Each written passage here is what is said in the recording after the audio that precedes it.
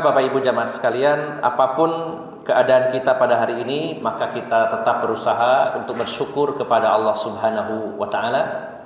Karena apapun yang Allah putuskan adalah yang terbaik untuk kita sebagai orang-orang yang dicintai oleh Allah, ketika kita menjadi orang-orang yang beriman kepadanya dan juga menjadi orang-orang yang melakukan perbaikan-perbaikan di atas muka bumi ini. Dan sesungguhnya Allah menyukai orang-orang yang baik, sebagaimana Allah berfirman, innallaha yuhibbul muhsinin. Sesungguhnya Allah mencintai orang-orang yang baik. Bila kita sudah berupaya menjadi orang-orang yang beriman, menjadi orang-orang yang baik, maka kita harus optimis, yakin bahwa Allah mudah-mudahan mencintai kita sebagaimana kita mencintai Allah Subhanahu wa taala. Dan bila Allah mencintai kita, apapun keputusan kebijakan yang Allah tetapkan adalah yang terbaik untuk kita semuanya, sehingga kita wajib untuk selalu dan senantiasa bersyukur kepada Allah Subhanahu wa taala. Pada pagi hari ini kita akan melanjutkan kajian kitab Asyratus Sa'ah, tanda-tanda kiamat, dan masih membahas tentang Asyratus Sa'atis Sughra, tanda-tanda kecil dari kiamat. Kita terus tambahkan dan kita ingat-ingat terus pelajaran-pelajaran yang kita lewati tentang tanda-tanda kiamat, karena mengimani tanda-tanda kiamat adalah salah satu unsur dari iman kepada hari akhir, yang merupakan rukun iman nomor 5 dan memiliki pengaruh yang sangat signifikan terhadap perilaku kita selama hidup ini. Semakin kuat iman kita terhadap hari akhir, maka insya Allah semakin bagus pula tingkah laku dan perbuatan kita, karena kita sadar bahwa kita akan kembali ke hadirat Allah, kita akan mengarungi kehidupan yang sesungguhnya, kehidupan yang sangat panjang, dan kehidupan dunia ini hanyalah salah satu periode atau salah satu sesi yang sangat singkat. Bahkan nantinya saat kita berada di alam akhirat, ketika ditanya oleh Allah, berapa lama kita hidup di dunia ini? Qala kam labistum? Berapa lama kalian tinggal di dunia ini? Kita akan menjawab, qalu labithna yauman au ba'dha yaum. Kita hanya tinggal sehari atau separuh hari, sebagian hari saja waktu di dunia. Kita hidup di dunia mungkin 60, 70 tahun atau lebih, tapi nanti kita akan menjawab pertanyaan Allah, berapa lama dulu kamu hidup di dunia? Kita menjawabnya 1 hari ya Allah. Ada yang mengatakan separuh hari, ada yang mengatakan sebagian hari. Ini menunjukkan singkatnya kehidupan kita di dunia ini, dan kita akan segera berangkat menuju kampung akhirat. Maka kita harus mengokohkan keimanan tentang hari akhir, salah satu unsurnya dengan mengimani tanda-tanda kiamat. Kita lanjutkan poin nomor 38. Poin terakhir 37, yaitu benarnya mimpi orang-orang beriman. Kita lanjutkan poin 38. Kathratul kitabati wantisharuha. Banyaknya karya tulis dan penyebarannya, atau banyaknya tulisan dan penyebarannya.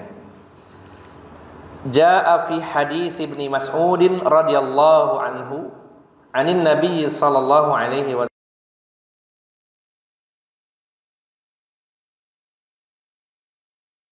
yaitu Abdullah bin Mas'ud radhiyallahu anhu, dari Nabi sallallahu alaihi wasallam, beliau bersabda, inna baina yaday sa'ati zuhurul qalami. Sesungguhnya menjelang datangnya kiamat, maka akan banyak sekali kolam, artinya pena, ya. Merajalelanya, meluasnya, banyaknya pena, itu kolam. Wal muradu biduhuril qalami wallahu alam duhurul kitabati wantisharuha. Yang dimaksud banyaknya pena adalah wallahu alam, yaitu banyaknya tulisan dan penyebarannya, banyaknya karya tulis dan juga penyebarannya. Wa waqa'a fi riwayat at-Tayalisi wan Nasa'i an Amr bin Taglib Dan telah ada pada riwayat Tayalisi dan Imam Nasa'i dari Amr bin Taglib, beliau berkata, sami'tu Rasulullah sallallahu alaihi wasallam yaqul, saya telah mendengar Rasulullah sallallahu alaihi wasallam bersabda, inna min asyratis sa'ati an yaksurat tujari wa yadharu al-ilmu. Rasulullah bersabda, di antara sebagian tanda-tanda kiamat adalah banyaknya para pedagang. Tujar jamak dari tajir, ya.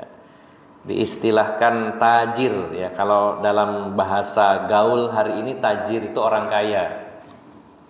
Maka kalau kita ingin jadi orang kaya, jadilah tajir, pedagang, ya. Secara umum begitu, ya, pebisnis. Ya, bukan saya meremehkan pegawai, ya, karena pegawai juga banyak yang kaya, tapi secara umum sodagar, ya gitu. Tajir artinya sodagar, itu para pedagang-pedagang. Maka di antara tanda-tanda kiamat itu banyaknya para pedagang. Pada hari ini banyak orang yang mengambil profesi sebagai pedagang, baik itu sebagai profesi utama ataupun sampingan. Berapa banyak juga para pegawai-pegawai di sisa waktunya berdagang, ya. Berapa banyak juga para pensiunan kemudian berdagang, ya. Ini menunjukkan benarnya sabda Rasulullah SAW, pada hari ini banyak sekali orang yang berdagang. Bahkan sekarang pedagang ini tidak pandang umur. Kalau dulu identik pedagang-pedagang kecil itu para orang-orang tua, sekarang anak-anak muda, ABG juga pada dagang. Kalau kita dulu memandang pedagang itu biasanya menengah ke bawah, hari ini tidak, ya, menengah ke atas pun banyak yang nyambi dagang. Saya sering menjumpai, ya, di alun-alun itu ada orang jualan es degan, jualannya pakai mobil sedan, ya. Jadi secara umum memiliki kemampuan ekonomi atau finansial yang menengah, mungkinnya ke atas bisa, tapi juga nyambi dagang. Nah, ini salah satu tanda kiamat pada hari ini. Bahkan perdagangan semakin luas, bahkan dagang itu tanpa adanya toko pun bisa, ya, yaitu perdagangan online. Banyak jadi orang pedagang-pedagang padahal dia sebenarnya bahkan tidak punya toko, bahkan banyak juga yang tidak punya barang dagangan, gitu, ya. Termasuk juga bahkan berdagang di dunia kuliner, sampai ada istilah black kitchen, gitu. Jadi dapur gelap, ya, terselubung, dapurnya nggak ada tapi jualan makanan. Pada hari ini banyak. Ini benar-benar terjadi, dan ini bukti kebenaran sabda Rasulullah Sallallahu Alaihi Wasallam, banyaknya tujar, para tajir, para pedagang. Kemudian yang kedua, wayudharul ilm, meluasnya ilmu, ya, menyebarnya ilmu. Maknanya wallahu alam, zuhuru wasailil ilmi wahia kitabah. Maksudnya meluasnya, merebaknya ilmu adalah banyaknya wasail, jamak dari wasilah, artinya sarana-sarana ilmu, dan yang dimaksud adalah karya tulis. Artinya Bapak Ibu jamaah sekalian, pada hari ini orang begitu mudah untuk menulis. Kita bisa membandingkan bagaimana susahnya para ulama dulu dalam menulis kitab-kitab mereka. Saya membayangkan bagaimana Syekhul Islam Ibnu Taimiyah ketika beliau di penjara cukup lama, dan beliau menulis kitab yang begitu banyak. Salah satu kitabnya saja, ini baru satu, padahal puluhan kitab, bahkan ratusan kitab beliau tulis. Salah satunya contohnya kitab Majmu' Fatawa yang berjumlah 35 jilid, setebal-tebal Quran, ya. Saya pernah melihatnya saja, belum pernah memilikinya. Itu satu lemari, ya, 35 jilid, tebal-tebal, itu satu kitab. Saya membayangkan dulu dari mana mendapatkan kertas, kemudian juga waktu itu penerangan, ya, alat penerangan masih minim, pakai ubli, ya, pakai api yang kecil, ya, dan juga penanya, pulpennya bukan seperti yang sekarang. Mungkin paling canggih yang model colek gitu. Cocol nulis, dicocol nulis. Apa Bang lagi? Tulpen. Pulpen jadi tul-tul. Itu dan itu tintanya sangat bau sekali, itu saya pernah tahu. Kalau dulu di pondok-pondok pakai begitu. Ya, ditutul, nulis, nutul lagi terus begitu. Kertasnya terbatas, penanya terbatas, alat-alatnya, penerangannya terbatas. Dan pada hari ini luar biasa. Bukan hanya dicetak dalam buku-buku, dalam kitab-kitab, ya. Termasuk juga meluasnya electronic book, ya, e-book yang bisa di-download, ya, bahkan banyak yang gratis. Kita bisa mengumpulkan ribuan bahkan ratusan ribu buku dalam HP kita, ya. Termasuk kitab-kitab para ulama. Contoh kalau kita download Al-Maktabah Asy-Syamilah. Jadi maktabah itu perpustakaan yang sangat mencakup gitu ya, menyeluruh. Itu di sana ditulis kitab tentang akidah, itu ada ratusan kitab. Kitab tentang fikih ada ratusan bahkan ribuan kitab, tinggal pilih kita. Dan setiap diklik kitab akidah ada ratusan, pilih salah satu, klik di situ, kitabnya full dari halaman pertama sampai halaman terakhir. Mau nyari kitab apa saja ada. Ini sebuah kemudahan dari Allah Subhanahu wa taala. Alat-alat tulis begitu canggih, bukan hanya berupa buku, kitab, tapi juga electronic book. Belum lagi tersebarnya dengan adanya sosial media, kita bisa menulis apapun di sana dan mudah sekali disebarkan. Bahkan kita habis subuh ini kita nulis satu artikel, tidak sampai nunggu besok atau nggak nunggu sore, hitungan menit sudah tersebar ke seluruh dunia. Bahkan mungkin hitungan detik. Nah, ini bukti kebenaran sabda Rasulullah SAW bahwa nanti menjelang kiamat akan ada satu zaman di mana alat-alat tulis begitu canggih dan penyebarannya begitu cepat, dan ini sudah betul-betul terbukti pada hari ini.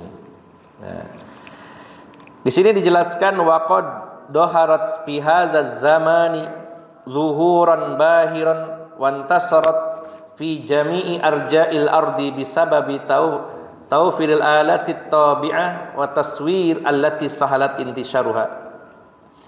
Wa ma hadza faqad dhahara al-jahlu fin nas wa qalla fihimul ilm nafi wa huwa ilmul kitabi was sunnah wal amal bihima wa lam tughni anhum kasratul kutub syai'a. Nah, ini masalahnya Bapak Ibu. Sini jelaskan bahwa dengan penyebaran yang begitu cepat, begitu luas, bisa dikonsumsi siapapun di belahan bumi manapun, mulai dari perkotaan sampai pelosok desa, tulisan-tulisan begitu mudah tersebar. Tapi bersamaan dengan itu tersebar pula kebodohan di tengah-tengah manusia, ya. Dan sedikitnya ilmu yang bermanfaat, yaitu ilmu yang berdasarkan Al-Quran dan Sunnah, dan apalagi pengamalannya.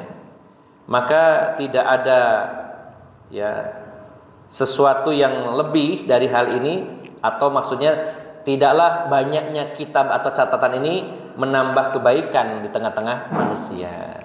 Jadi walaupun karya tulis begitu banyak, baik yang hard copy maupun soft copy, yang ada di buku-buku, kitab-kitab, buletin, majalah, koran, dan lain-lain, atau yang juga elektronik, baik berupa buku, berupa disertasi, berupa makalah, atau berupa artikel, atau apa saja, tersebar begitu cepat dan luas dan mudah.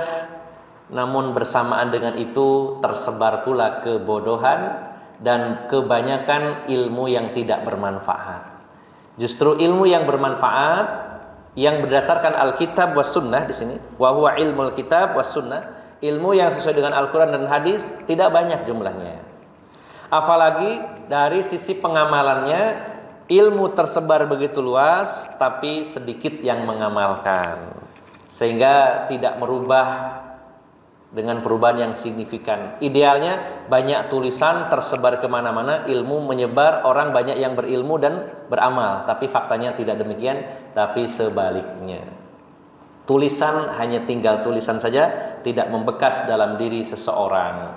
Berapa banyak orang membaca artikel lalu di-share ulang, berulang-ulang tapi tidak nempel dalam hatinya.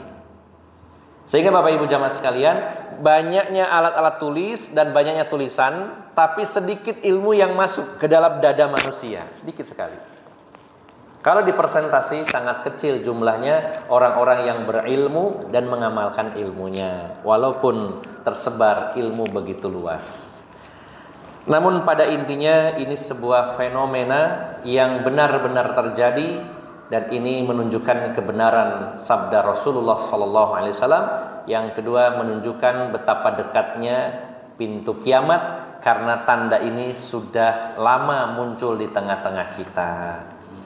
Maka hendaknya fenomena ini menjadi pengingat bagi kita semuanya bahwa kiamat sebentar lagi terjadi. Hari di mana kita dihisab oleh Allah akan segera datang. Maka mari kita segera kembali kepada Allah Subhanahu wa taala, kembali menapaki jalan kebenaran, dan mari jangan kita dilalaikan dengan perkara-perkara dunia yang melelahkan dan akan kita tinggalkan semuanya. Baik, kita lanjutkan Bapak Ibu jamaah sekalian. Poin yang ke-39. Tanda kecil kiamat nomor 39.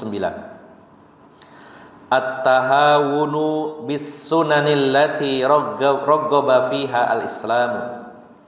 Meremehkan sunnah-sunnah yang sangat dianjurkan dalam agama Islam. Meremehkan sunnah-sunnah yang mana Islam sangat menganjurkan untuk mengamalkannya. Ini salah satu tanda kiamat. Kalau sudah muncul di mana kaum muslimin meremehkan sunnah-sunnah Nabi yang sebenarnya itu sangat dianjurkan, maka itu pertanda kiamat sudah dekat. Wa minha at-tahawunu bi sya'airillahi ta'ala. Dan di antara sebagian tanda kiamat adalah diremehkannya syiar-syiar Allah Subhanahu wa taala.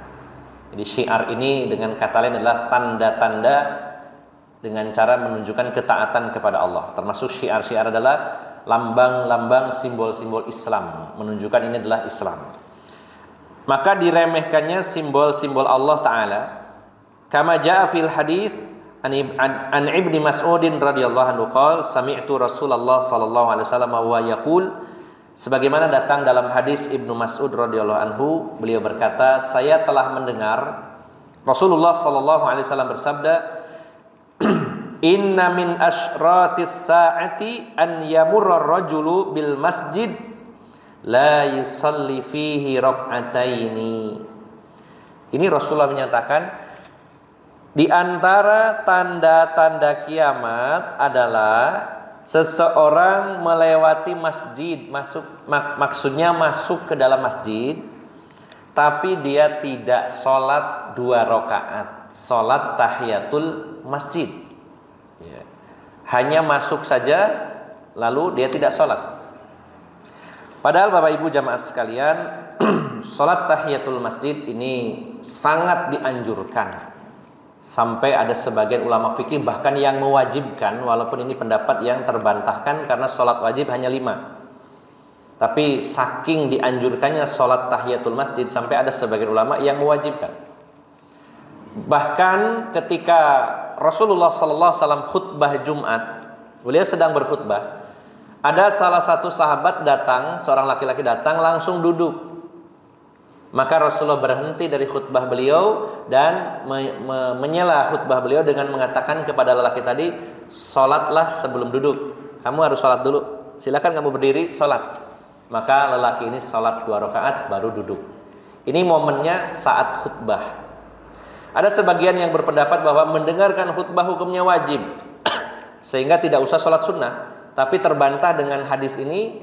Fakta menunjukkan Rasulullah berhenti dari khutbahnya dan menyuruh laki-laki tersebut untuk sholat 2 rakaat. Ini saking pentingnya sholat tahiyatul masjid. Bahkan para ulama ketika ditanya, kalau kita memiliki waktu sebelum sholat fardu, itu waktunya hanya cukup untuk 2 rakaat, maka milih mana antara sholat tahiyatul masjid atau sholat sunnah qobliyah? Seperti panjenengan dan saya datang ke masjid ini, ada penghitung mundur iqomah. Ini kurang 3 menit atau 5 menit, mungkin 3 menit lah mepet. Kurang 3 menit. Sementara iqomat akan dikumandangkan 3 menit ke depan. Saya harus sholat tahiyatul masjid atau sholat qobliyah subuh? Sholat qobliyah subuh adalah sholat yang sangat diutamakan. Bahkan pahalanya Rasulullah menyatakan rakaatul fajri khairum minad dunya wa ma fiha. 2 rakaat sebelum subuh lebih baik dari dunia dan seisinya. Bahkan Rasulullah tidak meninggalkan qobliyah subuh, bahkan beliau ketika safar pun tetap melakukannya. Namun ternyata kalau waktunya cukup hanya untuk 1 sholat, para ulama lebih merekomendasikan sholat tahiyatul masjid. Karena berdasarkan dalil-dalil tadi, sampai Rasulullah saja berhenti dari khutbah meminta orang tersebut untuk sholat tahiyatul masjid. Maka pilih kita sholat tahiyatul masjid kalau waktunya cuma cukup untuk 1 sholat. Begini. Nah, maka akan ada waktu atau masa di mana orang meremehkan hal ini, keluar masjid masuk dan dia tidak sholat 2 rakaat. Ya, ini salah satunya dalam riwayat Ibnu Mas'ud. Ini hadis riwayat Ibnu Huzaimah. Kita tambahkan dulu riwayat yang lain untuk menguatkan. Wa fi riwayatin, dalam riwayat lain, ini riwayat Al-Bazzar, termasuk hadis sahih. Rasulullah bersabda, an yajtazar rajulu bil masjid fala yusalli fi. Tanda kiamat itu diantaranya seseorang melintasi masjid tapi dia tidak sholat 2 rakaat di dalamnya. Wa ani bin Mas'ud aidon, dan dari Abdullah bin Mas'ud aidon, hadis dari Ibnu Mas'ud ya, dalam Musnad At-Tayalisi, Rasulullah bersabda, inna min asyratis saati an tuttakhadha al masajida turuqan. Di antara tanda kiamat itu, kalau ada orang yang menjadikan masjid hanya sekedar jalan. Masjid dijadikan jalan, orang lalu lalang di masjid, masuk masjid, keluar masjid, tapi tidak sholat sunnah. Nah, dan juga ini dalam hadis yang lain banyak, diantaranya ya, hadis dari Anas bin Malik. Hadis ini marfu, diangkat sampai Nabi SAW. Rasulullah bersabda, inna min amaratis saati an tuttakhadhal masajida turuqan. Sama dengan riwayat sebelumnya. Di antara tanda-tanda kiamat adalah dijadikannya masjid sebagai jalan. Wa hadza amrun la yajuz fa inna ta'zimal masajidi min ta'zimi sya'airillahi ta'ala wa inna dzalika alamatul iman wat taqwa kama qala ta'ala wa man yu'azzim sya'airallahi fa innaha min taqwal qulub. Dan ini adalah perkara yang tidak boleh. Sebenarnya bukan masalah tidak boleh sholatnya, artinya karena sholat sunnah, bukan berarti kalau yang meninggalkan terus haram dan dia berdosa. Yang dimaksud di sini la yajuz, tidak boleh, artinya meremehkannya. Orang meninggalkan dengan meremehkan beda.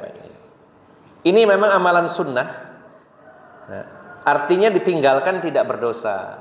Tapi meremehkan sunnah ini yang berdosa. Maka dikatakan di sini hadza amrun la yajuz. Ini adalah perkara yang tidak boleh, karena mengagungkan masjid termasuk mengagungkan syiar-syiar Allah Ta'ala dan termasuk tanda iman dan takwa sebagaimana firman Allah dalam surat Al-Hajj ayat 32. Wa man yu'azzim sya'airallahi fa innaha min taqwal qulub. Maka barang siapa yang mengagungkan syiar-syiar Allah, maka itu sesungguhnya termasuk dari takwanya hati. Jadi Bapak Ibu jamaah sekalian, berkaitan dengan amalan sunnah, maka posisinya sangat vital, dan siapa yang meremehkan sunnah maka itu bersalah. Sikap meremehkan yaitu tahawun ini berdosa, bukan semata-mata meninggalkannya.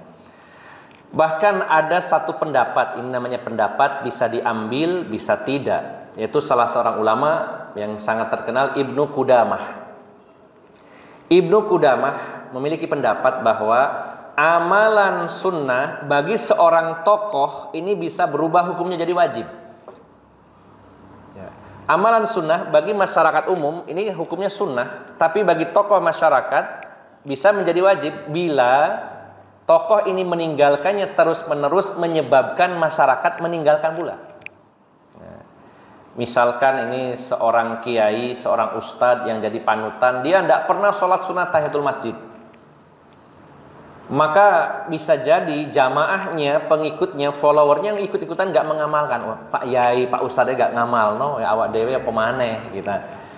Maka Ibnu Qudamah berpendapat amalan sunnah bagi seorang tokoh masyarakat bisa jadi wajib jika dikhawatirkan ketika dia meninggalkannya terus-menerus menyebabkan orang mematikan sunnah Nabi SAW. Ini beratnya jadi seorang tokoh masyarakat, panutan. Amalan sunnah saja bisa berubah bagi dirinya menjadi wajib bila dikhawatirkan kalau dia terus-menerus meninggalkannya orang akan memandang perlu ditinggalkan, sehingga lambat laun sunnah-sunnah Nabi akan padam dan dimatikan dengan sendirinya. Maka Bapak Ibu jamaah sekalian, di antara tanda kiamat adalah ketika banyak orang meremehkan sunnah-sunnah ini, di antaranya sunnah salat tahiyatul masjid. Wa qala sallallahu alaihi wasallam, bersabda Rasulullah sallallahu alaihi wasallam, "Idza dakhala ahadukum al-masjida fala yajlis hatta yarka'a rak'ataini." Sahih Muslim. Rasulullah bersabda, apabila salah satu di antara kalian masuk masjid, maka jangan duduk sampai dia ruku 2 rakaat, artinya salat sunnah 2 rakaat. Ada sebagian yang berpendapat bahwa kalimat larangan Nabi jangan duduk, artinya nggak boleh duduk sebelum sholat. Ini menunjukkan harusnya melaksanakan sholat. Perbedaannya adalah pendapat ulama, keharusan di sini untuk sholat 2 rakaat, apakah keharusan bersifat wajib atau sunnah muakkadah. Insya Allah pendapat yang kuat ini adalah hukumnya sunnah muakkadah, sunnah yang sangat ditekankan, karena sholat yang wajib sepakat para ulama yaitu sholat 5 waktu. Ya, namun kita usahakan kapanpun kita masuk masjid, sholat dulu sunnah tahiyatul masjid. Bagaimana Ustaz cuma benak no AC, masuk masjid ya ambil wudhu, sholat dulu. Pokoknya apapun acaranya, apapun momennya, masuk masjid, sholat sunnah, tahiyatul masjid. Nah, kita akan dapat pahala banyak, tidak perlu menunggu waktu. Ya, datang untuk sholat 5 waktu, pertama kali yang dilakukan sholat tahiyatul masjid. Nah, selain kegiatan sholat, datang ke sini mau bersih-bersih, sholat dulu. Datang ke sini mau memperbaiki listrik, sholat dulu. Nah, ini yang disunnahkan oleh Nabi SAW, dan pada hari ini banyak orang yang meremehkan ini. Wa min a'zamal balaya an nasaratil masajida amakina lis-siyahati wal farjati lil kufar ba'dama kanat muhallal lidzikri wal ibadah.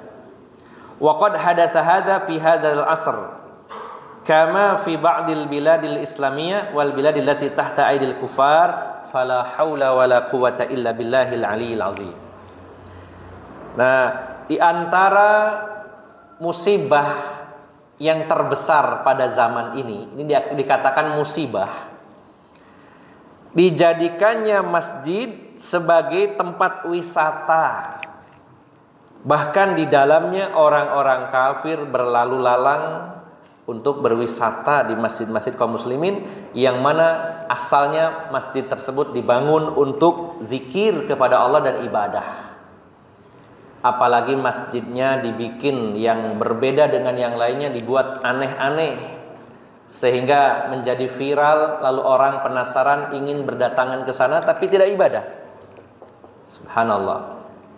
Saya pernah mampir ke Masjid Sewu Lawang.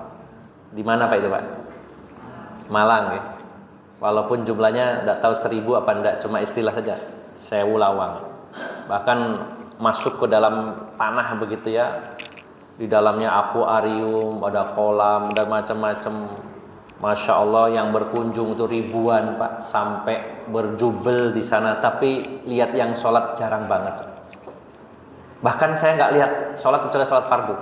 Yang banyak apa? Selfie, ya, foto-foto, ya, bikin vlog atau bikin video-video. Ya, bahkan banyak orang yang melancong khusus untuk mengunjungi masjid-masjid tapi tidak ibadah di dalamnya. Nah, ini dikatakan bahwa ini adalah sebuah musibah karena masjid dibangun untuk dimakmurkan, untuk ibadah di dalamnya, bukan dijadikan tempat wisata. Ya. Silakan membuat masjid dengan fasilitas yang mumpuni sehingga orang senang untuk mampir ke masjid ini. Dan saya doakan Masjid Al-Ikhlas segera selesai menjadi masjid yang besar dan makmur, dikunjungi banyak jamaah untuk ibadah di dalamnya, ya, dengan fasilitas-fasilitas yang mumpuni. Silakan bangun masjid yang besar supaya muatnya banyak, fasilitasnya mumpuni, selain fasilitas ibadah juga pendukung, ya, dengan sanitasi yang baik, dengan perlengkapan kamar mandi yang mumpuni, kemudian mungkin juga bahkan di sana fasilitas pendukung seperti disediakan kopi dan teh gitu ya misalkan ya. Nanti jamaah-jamaah bisa mampir Masjid Al-Ikhlas, ya, ada kopinya, akhirnya ngopi tok gak sholat gitu ya. Banyak yang seperti itu ya, ngopi nongkrong gitu pernah. Akhirnya yang nyumbang males, apa ngopi tok gak sholat gitu ya. Banyak ya itu masjid-masjid yang saya kunjungi, di situ disiapkan kopi, teh, kopinya saja macam-macam, kopi Toraja, kopi Wonosalam, saya pernah. Lama-lama kok nggak ada kopinya, mungkin karena itu sering banyak orang ngopi tapi tidak sholat. Nah, jadi dipersilahkan membangun masjid yang bagus, yang besar, walaupun tidak berlebih-lebihan, dan lebih ditonjolkan fasilitas utama maupun pendukung supaya orang nyaman untuk sholat dan jadi tempat mampir untuk sholat. Ya. Tapi jangan sampai ditargetkan masjid ini supaya jadi tempat wisata, kemudian dikunjungi banyak orang tapi tidak sholat di dalamnya. Ini adalah sebuah musibah yang terjadi di banyak masjid pada hari ini. Akhirnya targetnya bikin masjid yang aneh-aneh gitu ya. Nah, maka ternyata diremehkannya sunnah, salah satunya sholat tahiyatul masjid, salah satu tanda di antara tanda-tanda kiamat, dan pada hari ini sudah terjadi. Inilah dua pembahasan dari dua tanda kiamat pada pagi hari ini. Yang pertama yaitu banyaknya karya tulis dan cepat penyebarannya, namun sedikitnya ilmu yang masuk ke dalam hati manusia, sehingga sedikit orang yang faham dan sedikit tulisan yang sesuai dengan Al-Quran dan Sunnah, dan sedikitnya orang yang mengamalkannya. Yang kedua, diremehkannya sunnah-sunnah Nabi, diremehkannya syiar-syiar Allah, salah satunya diremehkannya sholat tahiyatul masjid, dan juga musibah yang sangat besar ketika masjid-masjid jadi tempat wisata, bahkan dikunjungi oleh orang-orang kafir, lalu lalang di dalamnya, berfoto dan lain-lainnya. Ini merupakan musibah yang merupakan tanda di antara tanda-tanda kiamat. Semoga Allah Subhanahu wa taala tetap mengokohkan iman kita semuanya dan menjadikan kita semuanya istiqomah di atas keimanan, di atas hidayah sampai kiamat datang, baik itu kiamat yang besar ataupun kiamat yang kecil yang akan menimpa kita semuanya. Dan mudah-mudahan kita termasuk orang-orang yang diberikan pemahaman ilmu agama yang mendalam, bukan hanya sekedar menjadi orang yang membaca namun tidak masuk bacaan kita ke dalam hati kita. Dan mudah-mudahan kita menjadi orang-orang yang ambil bagian dalam membangun rumah-rumah Allah dan memakmurkan rumah-rumah Allah Subhanahu wa taala. Demikian, semoga bermanfaat. Mohon maaf atas segala kekurangan. Billahi taufiq wal hidayah. Assalamualaikum warahmatullahi wabarakatuh. Subhanallah. Asyhadu an la ilaha illa anta astaghfiruka wa atubu ilaik.